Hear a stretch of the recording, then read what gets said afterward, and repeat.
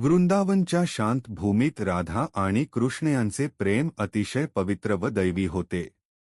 यमुना नदीकाठी कृष्ण जेव्हा बासरी वाजवत असे तेव्हा तिचा मधुर स्वर राधाच्या हृदयापर्यंत पोहोचत असे.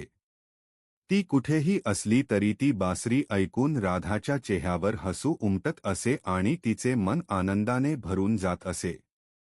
राधाचे प्रेम निस्वार्थ होते आणि कृष्णाचे प्रेम शाश्वत होते. ते केवळ दोन व्यक्ती नव्हते, तर अनंत काळासाठी जोडलेली दोन आत्मे होते. जरी ते एकमेकांपासून दूर असले तरी त्यांचे प्रेम कधीही कमी झाले नाही.